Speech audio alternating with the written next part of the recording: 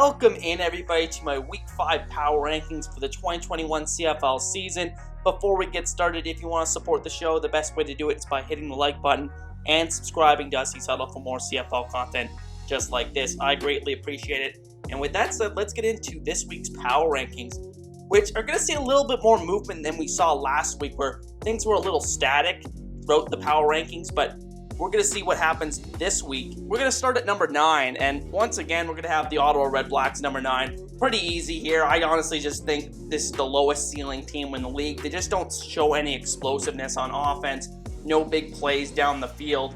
They're really the only bright spot for this team, at least from a playmaking perspective, is Devontae Dedmon, who's having a really great season again as a kick returner and a little bit on the offensive side of the ball, but I really don't have confidence in this team at quarterback, at receiver, especially not on the offensive line. I just don't have much faith in this team going forward, and we'll move on to number 8. And at the number 8 spot, we have the Calgary Stampeders, who go down from number 7 last week.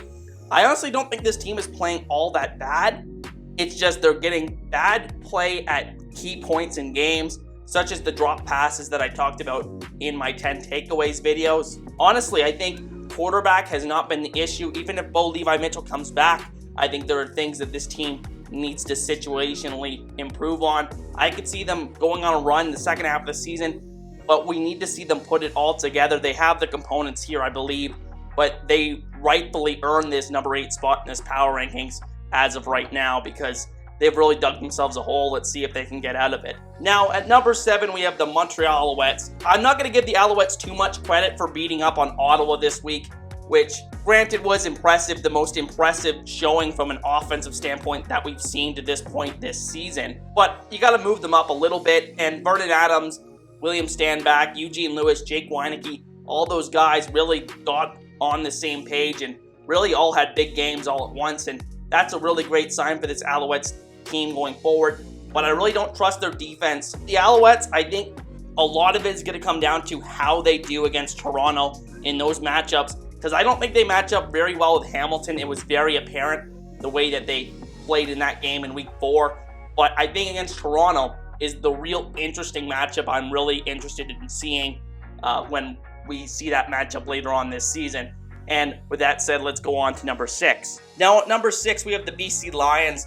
And some people may say the BC Lions are too low and I should have moved them up above the Toronto Argos this week.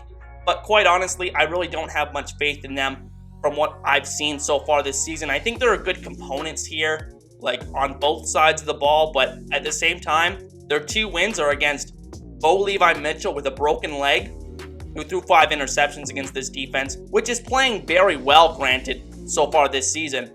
And their other win was against the Ottawa Red Blacks, which, I mean, I already have shown my thoughts on them.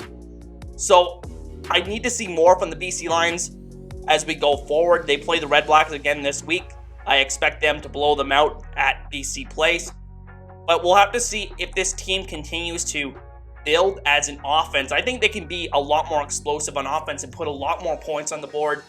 And I'm just really waiting to see that before I can really vault them up into the top half of the power rankings. At number 5, we have the aforementioned Toronto Argonauts, who looked terrible on Labor Day against the Hamilton Tiger Cats, but will have a chance to redeem themselves on Friday against Hamilton again. Honestly, I thought about moving Toronto down further, like I said, moving BC above them, but I think that Toronto also has one of the most impressive wins of the season, beating up on Winnipeg and giving them their only loss of the season, so I can't penalize them too much. I think this roster has a lot of talent. I think their defensive line is very talented. I think offensively, there are some holes, such as the offensive line. There's some components there that are really questionable, but I think offensively, they have a lot of playmakers. The quarterback play, it's hit or miss on a weekly basis, which is what could really hold this team back at the end of the day this season, but I think right now, number 5 seems about right for them. And moving on to number 4, which I have the Edmonton Elks at number 4, moving up 1 spot from last week. And quite honestly, this might be a little too high for some people for the Edmonton Elks, given how poorly they played the first couple of weeks of the season. But hear me out. I think this team, in their last 2 victories, they have shown the ability to respond to adversity. So Obviously they go down in the 0-2 hole. They face a borderline must-win situation against BC in Week 3 on the road. They get the win done, and they really close out that game in impressive fashion with a long 3-minute drive to kill out the rest of the clock. And honestly, it was a really impressive victory then. And then, obviously, they have the big COVID outbreak on the team. They missed that Week 4 game against Toronto.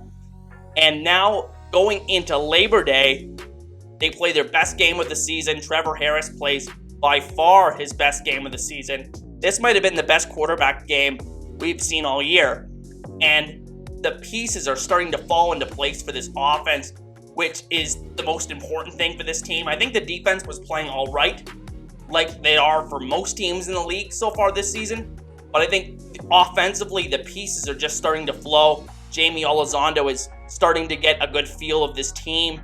And I think that Trevor Harris, with the support of James Wilder in the backfield, who's playing the best football I've ever seen from him at the CFL level, I think they deserve the number 4 spot in this power rankings.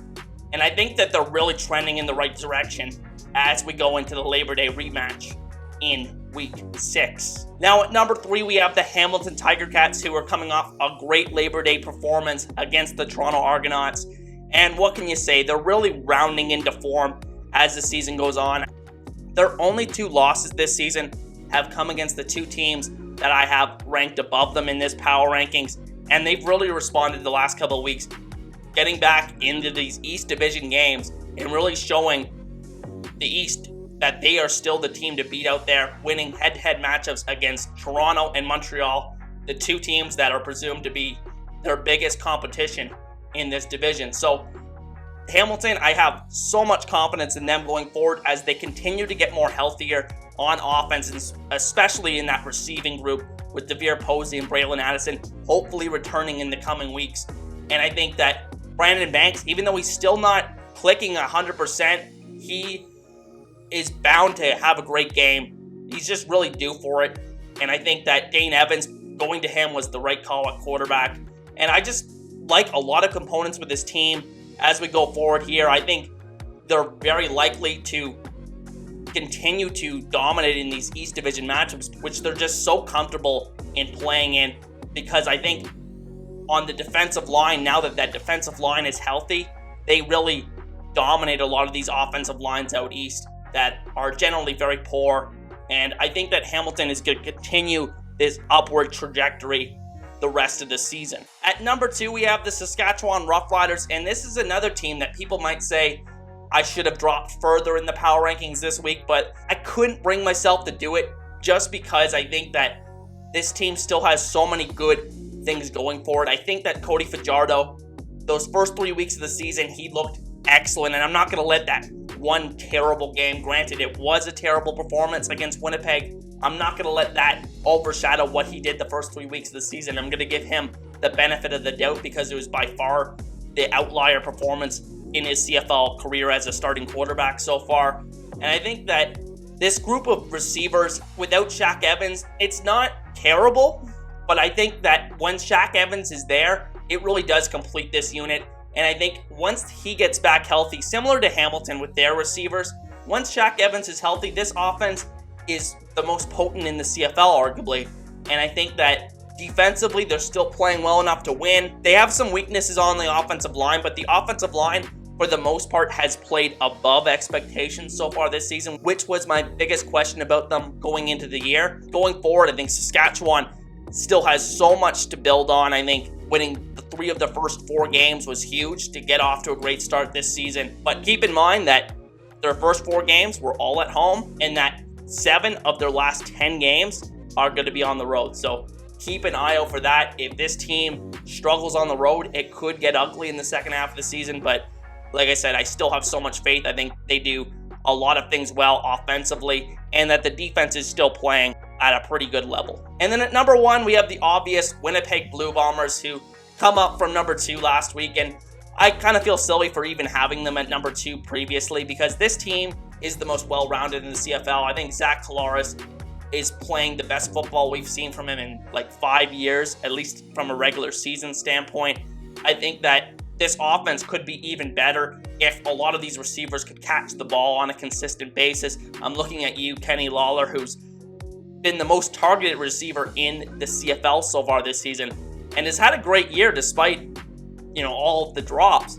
But if he could just hang on to the ball a little bit more, I think he would be the best receiver in the CFL so far this season. And I think that with Andrew Harris back, it adds another element to this offense. The defense is just so strong and well-rounded. I think they've done a great job replacing those guys in the secondary that they lost to the NFL, Marcus Sales. And I think that has been so key for their success so far this season, and that's why they found themselves at number 1 in this week's power rankings. And with that said, that is going to be the end of today's video, ladies and gentlemen, and I want to thank each and every one of you for watching. Once again, my name is Jason. If you want to support the show, the best way to do it is by hitting the like button and subscribing to Dusty's Huddle for more CFL content just like this. I appreciate all the support, and with that said, I'll see you guys next time. Peace.